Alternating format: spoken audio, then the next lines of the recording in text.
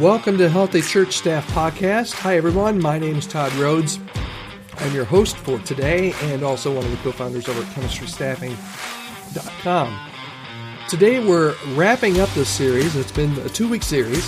Hope it's been valuable to you. If you've missed any of them, just subscribe to the podcast. You can go back and listen to the last 2 weeks of podcast. We've been talking about results that we've discovered from our 2024 Church Staff Health Assessment. Earlier this year, we talked to about 1,200 church staff members and asked them a variety of questions. Today, we're going to talk about what we learned about mentorship and leadership development. And here are some top-level findings that we found. The assessment shows a significant need for more intentional mentorship and leadership development programs. Particularly, here's what we found. Younger staff members are looking for guidance and support as they navigate their roles. Okay, and then number 2, so that's the mentorship gap. There needs to be better mentorship inside our churches. And then number 2, the leadership pipeline. There's a growing concern about leadership pipeline within churches, and with many seasoned leaders nearing retirement, there's an urgent need to invest in developing leaders right now for the future. All right, so let's break that down. Sorry, I've got a little something going on with my throat today. Mentorship and leadership development, man, they are crucial for sustainability and growth in our churches. And when we invest in mentoring the next generation, we're not only preparing them for future leadership roles, but we're also strengthening the health of our current ministries. And the lack of solid leadership pipelines can lead to a leadership vacuum when seasoned leaders retire and move on, which can be detrimental to our church's future. So here's what we found. Particularly, the younger the people are on your staff, the more that they feel that they would appreciate being mentored more. Okay? And this is maybe a kind of a key finding that we found. Younger staff members want to learn and they want to be mentored. Okay? And many churches do not do this very well. Okay?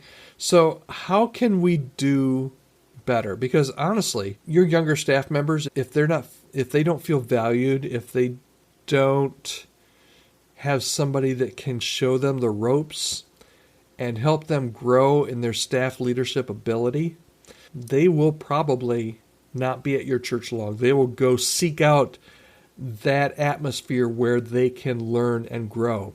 We're finding this more and more with younger staff people. This is a value to them that maybe back in my generation, we're different than my kids. Back in my generation, we just got hired to do something and we did it. There was maybe some peer-to-peer things here and there, but not much. But these days, and I think it's a good thing, young people want to be mentored. They want to learn from seasoned professionals. So it's just absolutely crucial. So how can you do that and how can you improve in the next year? And some of these are a little easier. Some of these are a little more involved. Like the first one's a little bit more involved. Establish a formal mentorship program. Create a structured mentorship program that pairs experienced leaders with younger staff.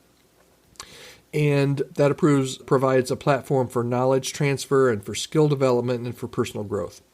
Now, I think the thing that probably scares a lot of us here is when I say establish a formal mentorship program. It doesn't necessarily have to be formal, but it has to be a process, okay? It has to be some type of a process that someone puts into place, that somebody thinks through, and that somebody pairs the younger staff member with an older staff member so that those pairings actually work, right? Not every young person is going to mix with somebody that's older. So you have to pair those up and really put some intentionality and thought into it. So I think that's where kind of when I say formal mentorship program, it does need to be a process and it needs to be well thought out. But the reason we don't do that is because it just takes time. We know it'd be great.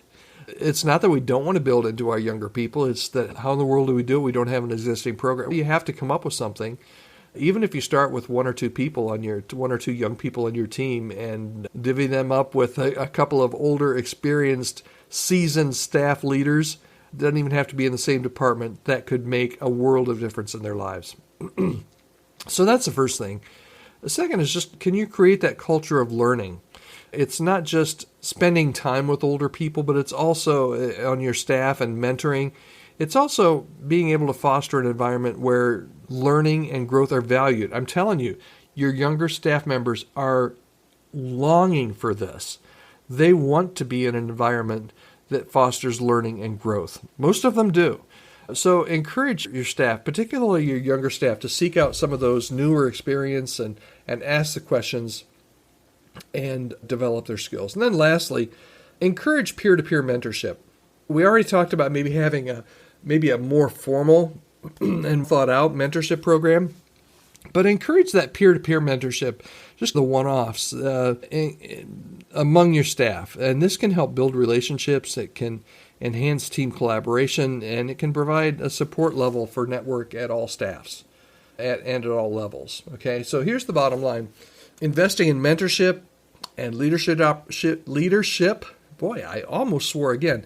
A couple weeks ago, I almost swore on the podcast, and boy, my team members took me to task for that. I guess I was too lazy to go edit it out, but I corrected myself, and it wasn't. Anyway, go back and listen. It was a few episodes ago. You'll catch it. But investing in mentorship and leadership development, it's an investment in the future of your church, and it's an investment in the young staff people at your church. It's all about equipping and empowering the next generation to lead, and to lead with confidence and vision. So here's your call to action. Identify one or two emerging leaders, young people, maybe their staff, maybe they're key volunteers in your church that just really have a ton of potential, and start a conversation about how you can support their growth and their development. Ask them where they want to be in a couple years. How can we help you get there? Whether it's through a formal kind of that mentorship program that we talked about, maybe it's some training opportunities, maybe it's just simply you and this person, or you introducing them to another person to just simply spend some time together and in some kind of unintentional mentoring. It's going to happen if they're together. Just by doing that, you're going to make a world of difference, small steps at a time, into raising up new leaders and getting really strong leaders as they get to be more and more involved on your staff and in your church. Okay, I hope that was helpful to you on mentorship and leadership development in your church. I would love for you, if you have not already, downloaded the 2024 Church Staff Assessment Report. It's 84 pages, a PDF. You can download it right now. It's absolutely free. No strings attached. I absolutely promise you can go catch that at chemistrystaffing.com/staff health. And if there's any way that I can assist you in my role at Chemistry Staffing with your church, with any kind of staff or staff health related issues that you've got going on, I would love to start a conversation with you, see if there's any way I can come alongside you and help. You can reach out to me anytime at podcast@chemistrystaffing.com. All right, I thank you, and if you're listening on Friday, I hope you have a great weekend. We will be back here on Monday for a brand new episode, brand new topic here on the Healthy Church Staff Podcast. Have a great weekend.